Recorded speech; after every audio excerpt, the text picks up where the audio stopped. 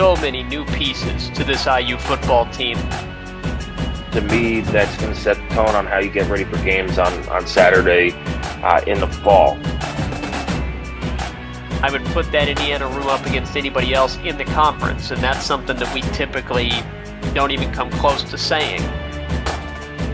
If you want to get total sickos committee about it, there's a position battle at long snapper too. This is the Hoosier Huddle Podcast, part of the College Huddle Podcast Network. Good evening and welcome to the Hoosier Huddle Podcast. I'm Sammy Jacobs. Along with me again is T.J. Inman, and we're here to preview Indiana's next game against Western Illinois on Friday night at 7 p.m. at Memorial Stadium and aired on Big Ten Network. TJ, welcome in. We haven't discussed Saturday's 31-7 win over Florida International yet. What were your takeaways from that game? Right, yeah.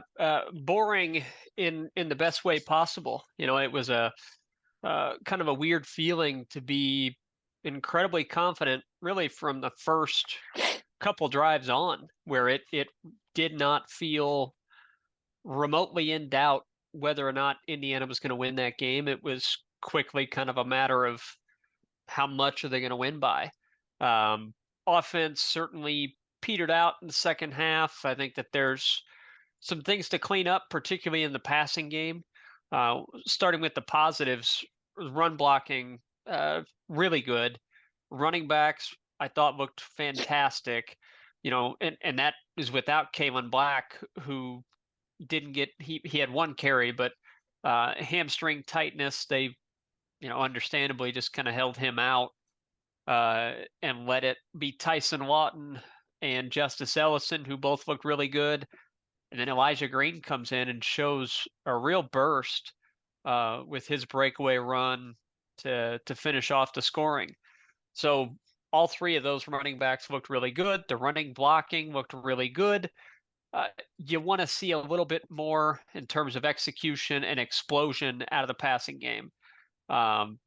The longest pass play they had was a really good catch by Miles Cross, but a bit of a broken play.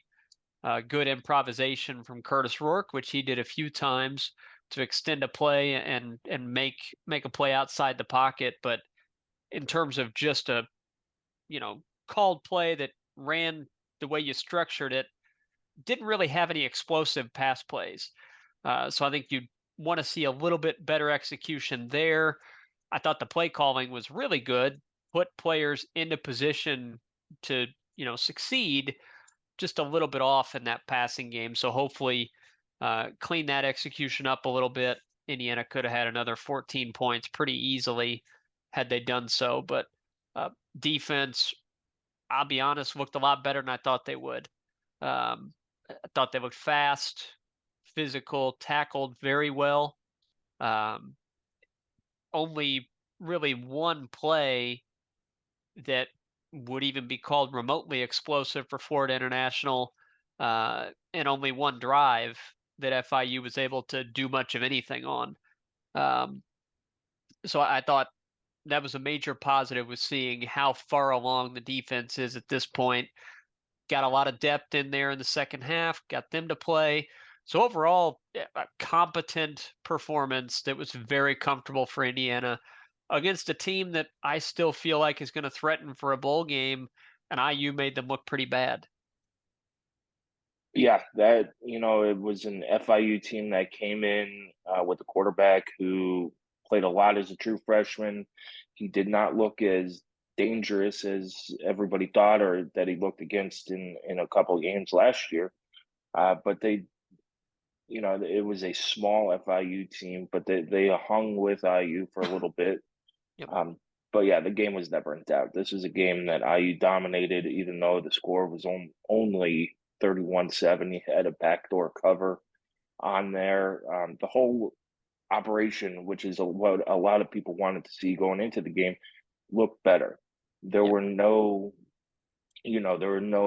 rushing people out there. on defense and needing to call a timeout. There were no, egregious late getting the play calls in. There was one delay a game on offense, but that was just, it seemed like something weird was going on. But Yeah. there was none of that. That stuff, it looked, while Cignetti was furious on the sideline, it looked much more under control on the sideline, maybe fewer people. It looked a lot less crowded. Is the word I would use on it on the sideline, but the whole operation just looked better. The offense, you'd like to see them, and we'll talk about it for this week. You'd like to see them play a complete game. And things like that. But a couple of injury issues.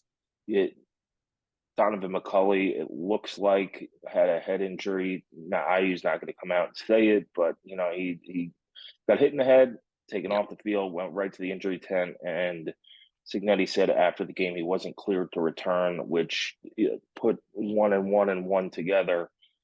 You could figure it out. I would think if there's any question on McCulley this week, he does not play.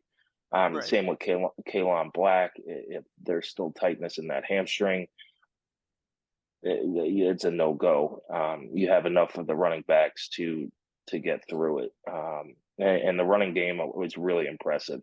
All three of those running backs really looked similar. They could catch the ball out of the backfield. They ran the ball well, and the goal, and you saw it against FIU, was you bring in somebody like Elijah Green with fresh legs in the fourth quarter, and he just blows past the defense. And that FIU defense was totally done. They were walking off the field at timeouts and stuff like that. So overall, really, really good performance from IU. TJ, let's get into the game this week. IU takes on an FCS foe in Western Illinois. It's IU's first ever matchup against the Leathernecks. And it's against a team that has not won a game in over 2 years. They've gone 0-11 the last two seasons, and are probably maybe the worst Division I football team out there. So what is your mindset going into the game? Is there anything that IU fans could take from this game that is tangible for the rest of the season? Or is this, hey, let's just get the easy win and move on? I think the answer to both of those last two questions is yes. It is a case of let's get the win, go to 2-0, and there is nothing wrong with buying a win. A program in Indiana's where they're at, that's exactly what they should be doing in the non-conference. Now, would you prefer that this opponent coming in would provide a little bit of resistance? Maybe. But there's plenty of time for that. Plenty of time to be tested. So there's nothing wrong with that. Now, the other question you ask, can Indiana take anything tangibly from this game that they can use moving forward? I think so. I think that what I want to see is take care of business early. Don't go out there and have a sloppy first quarter that has maybe it's 7-3 after one quarter or something. Is the outcome going to be in doubt? No, it shouldn't be. But that doesn't mean that it's okay to go out and have a sloppy first quarter and then, put your foot on the gas sometime in the second half. What I want to see is Indiana put together a business-like first quarter and second quarter and have this game done at halftime, where there's zero doubt that you're going to win the game, and it's a matter of how many backups are going to play for the second half. Is the whole roster going to get into the game? That's the kind of performance you want to see in the first half from Indiana, is take care of business. And I think that will kind of go to show how locked in this coaching staff has this team early in the season. IU traditionally has not handled a successful week very well the next week. That was a problem under Tom Allen with most of his teams. If they would have a good performance one week, it was pretty common to see them come out and be pretty sloppy the next week. So you want to see a difference there. In terms of specifics on the field, I do think it's a good opportunity for Indiana's second and third units, maybe some true freshmen that get 4 games before they, burn their red shirts. So this can be one of those 4 games for sure. Get them a little bit of experience, and if you have a rash of injuries at a particular position, at least you've got a little bit of seasoning for your second and third units that they can step in and help you if they have to later on in the season. Yeah, this is a game that you want to see be really crisp offensively and maybe be, we'll see what kind of pace IU plays with. But if, Right. let's say, you have 4 drives in the first half, you'd like to see points scored on all 4 drives, preferably touchdowns. This is not a game that James Evans really should see the field until the fourth quarter when he starts salting stuff away. But it should be a name your score type of game. IU does have things that they want to see, they need to work on, and going against an opponent on the field with the lights on, it's a good opportunity to do that. Opening up the passing game. Now you gotta, you don't want to embarrass anybody with the score, but you also, you need to put some stuff on tape. You would have to get this passing game crisper. Especially the downfield passing game and things like that. So I would look for that early and often. And then, in the second half, hopefully you get to see some Taven Jackson, some Tyler Cherry, and a lot of the running backs into the game as well. And then defensively, I don't think you're going to see a ton of blitzing, but you want to see like what IU did on Saturday against FIU is just be physically imposing on defense and do what you want and have your ones get into the backfield, create havoc, create turnovers, and then get your depth guys some reps because you're going to need those depth guys as the season goes on, as you go out west to UCLA, and things like that. So getting a guy like Andrew Turvey in was great against FIU. He should be playing again maybe late first half, second half against Western Illinois, getting Jacob Magnum-Farrar some reps at that defensive end position as well. And, we'll see what other defensive guys rotating in some of these young defensive backs as well. Getting guys who need experience. This is where you build your depth for the rest of the season. Yeah. Yeah. On offense, I think it's reasonable to say somebody like Kobe Martin, sees a little bit of action. Maybe Charlie Becker sees some action at wide receiver working with the 2s or the 3s in the second half. You tight end. Haven't really seen much of guys like Sam West. That's a player that, you hope flashes a little bit so that if something happens to Zach Horton, you can feel, okay, we can put Sam West into the game and feel like he can make things happen for us. You want to develop these players in game settings. So one, a little bit of where they're at right now, but 2, they feel okay if they get called on in the second half of a Big Ten game because the starter got hurt. So it's important to have that on defense. I'm really looking for a repeat of that tackling that we saw. Indiana gave up very few plays where the first guy didn't finish the play. Which is impressive. Very impressive. They did not tackle in fall camp. That was, I thought Don and Buck were being facetious on the radio call. Kirk Signetti backed it up and said, we did not tackle in fall camp. And they tackled once in spring practice, and that was a spring game. So, there's a difference between practicing how to tackle and doing drills like that, which I believe they do. But they don't, in scrimmages, it was all thud and that kind of tempo. So really, I want to say it is kind of shocking. Yeah. Seeing the tackling in the past when they've done live tackling to where it was now without live tackling, it blows every theory you have on teaching tackling out the window. Yep. I mean, the longest play they gave up was a 23-yard run to Kajon Owens.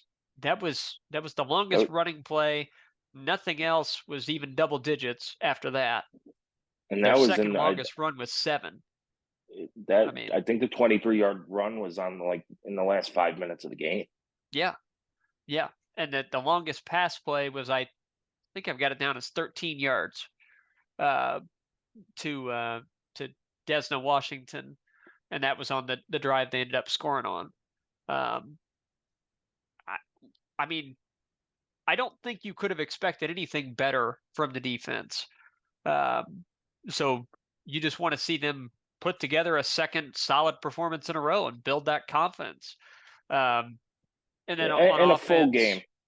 I think not having Yeah. that letdown like they did at the Sure. end of the first half, and it's nitpicking, but not having that letdown at the end of the first half and keeping Yeah. that, relentlessness, which, it's fast physical relentlessness is Coach Sig's stuff, is just finishing that. I think that left a bad taste in Coach Signetti's mouth. Sure. And then, of course, the penalties on offense in the second half need to be cleaned up as well. Yes. Yep. Yeah, I think the penalties plus just as we've mentioned, the lack of any type of downfield passing game, that was a negative on Saturday. You look at Indiana's receivers, a lot of talk about how good of a group it is. I haven't changed my opinion on that. I don't think others should either, but you're free to think whatever you want. But at least on Saturday, interesting would be the word I would use to describe kind of the initial rotation. Omar Cooper starts that game ahead of Donovan McCulley, and it didn't seem like that was a fluke. It's clear That's what happened in the spring game.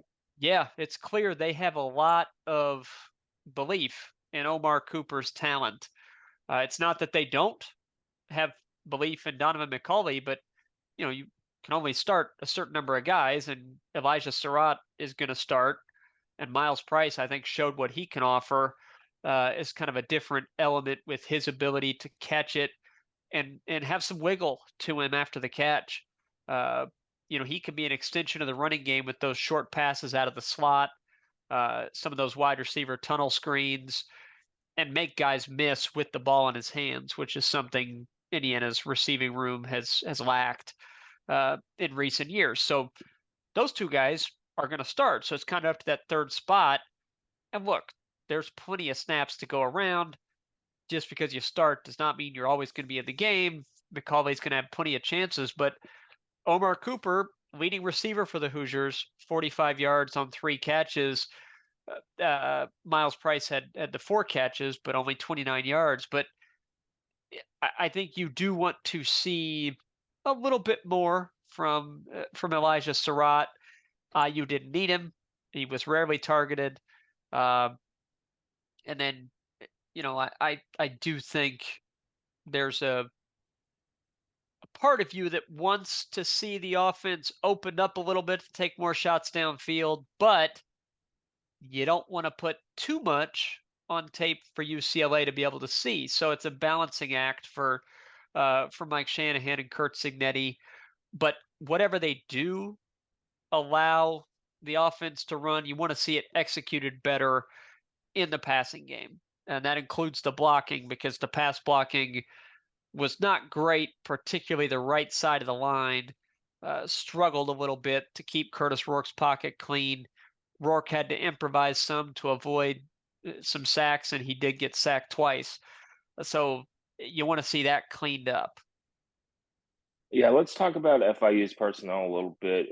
We talked to one of the writers that covers FIU in our Know Your Opponent. Their offensive line is 300 pounds or over across the board.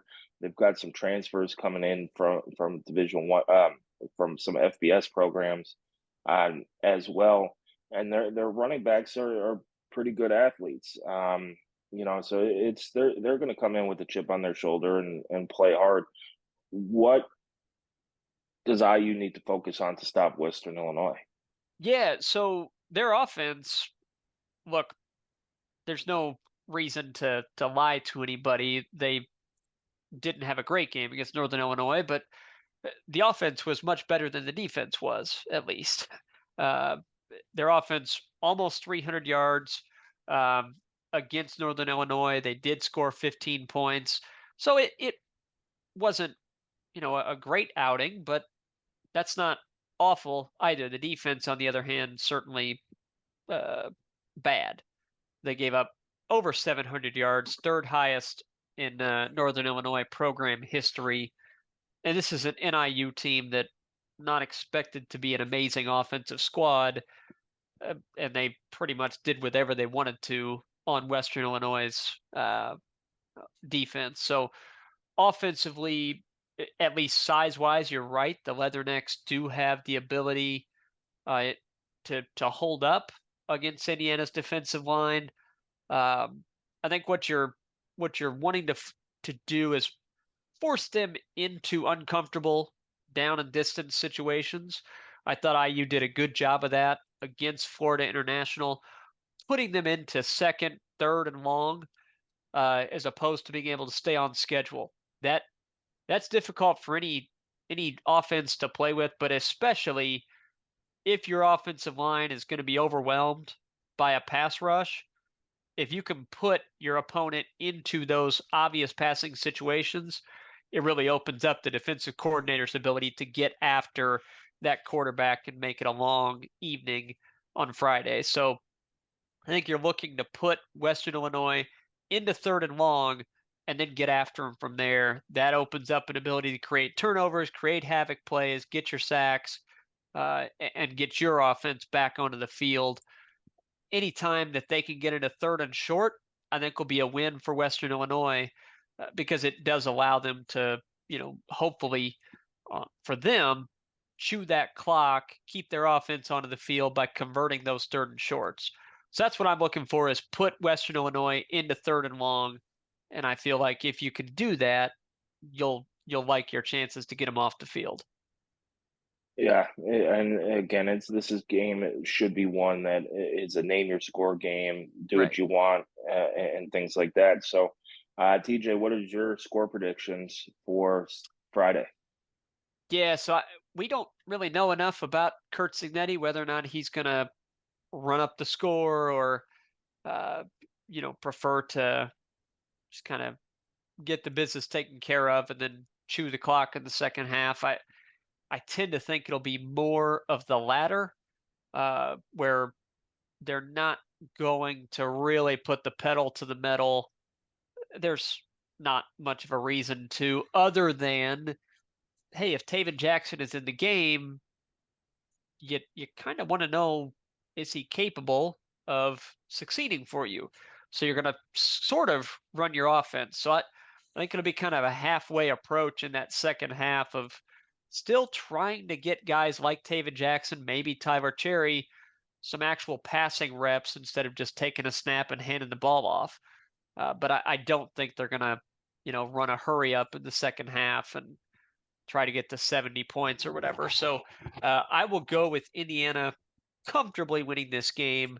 I do think Western Illinois will put together a drive or two where they're able to get on the board. So I'll give Western Illinois 10 points, Indiana 52 to 10, Indiana. Yeah. Okay. Yeah, I think it's going to be something like that. Anything else is probably disappointing. Again, you don't know what Kirk Cignetti's mentality is. Exactly. But it looked like Mike McIntyre kind of pressed his buttons at the end of the FIU game, and Kirk Cignetti dialed up some long pass plays. So if that's any hint into Kirk Cignetti's mentality, he's gonna put the hammer down when needed. And, his comments about the fan base, we are not going to get into the fan base right now, but to have a convincing win and back it up, I think you're going to see him go, as long as it's not one of those games where everybody's getting hurt. you do as much as you can for as long as you Right. can. So I'm going to take Indiana 63 and Western Illinois. I kind of want to say they're going to get shut out, but I will give them a garbage time touchdown. Yeah. So IU 63, Western Illinois 7. That'll, Yeah, and if I'm should not please them. mistaken, I don't believe, I'm checking right now, I don't think there's a line on this game. I have not seen one yet. Yeah. So that, and look, they'll put a line on darn near anything. So that tells you this one, yeah, it's not listed. So this one is not worth putting on the board for Vegas, and it's not because they're trying to figure out what the money line should be or something like that. It's lopsided enough that they don't even want to put a point spread on. So I think your primary goals are to continue to build confidence, continue to build depth, and keep everybody healthy moving to UCLA. Get to 2-0, be healthy, be confident, continue to work out whatever kinks you have in your operation, your game day operation, your passing game, your pass blocking, whatever issues you didn't like from game one, get those ironed out on Friday night, stay healthy, and head into a obviously important, critical matchup against UCLA in week 3. I think that's your primary goals for Curt Cignetti. We'll see. I think one of the more entertaining things of the evening will be seeing those freshmen play, seeing them get an opportunity, a glimpse into the future, and then seeing Curt Cignetti with Big Ten Network sideline reporters and putting up with and tolerating whatever questions they ask him. Oh, I mean, he's just playing with the media. If you watch anything at his JMU stuff on the sideline, he does that all the time. So I'm not shocked. Yep. He's also the coach who pulled out his cell phone to show to the referees last year that they got to play wrong, which is shocking that he did not do that yet last week with that Conference USA crew. But it's a game. The one thing that you can't control that I'd like to see is I want to find out what the range of the field goal kicker is in the game, and see if it's how far can Nico Radicich kick from, maybe how far can Derek McCormick, because you're going to be in some close games. Be nice to see that. I'm sure they know their range in practice, but game's a little different. So that does it for tonight's episode of the Hoosier Huddle podcast as we preview Indiana's Friday night game. Let me make that clear. It's a Friday night game, not a Saturday game at 7 p.m. On Big Ten Network. So Indiana will have an extra day for UCLA to get ready, and you can come to HoosierHuddle.com. Follow us on Twitter at Hoosier_Huddle. Also, be on the lookout for Ben Gillard as he is on the pulse of the pregame. One of our new shows that just dropped on YouTube today. He does a great job. So thanks for joining us, and we'll talk to you after the game on Friday this weekend to break it down. Thanks for listening, everybody.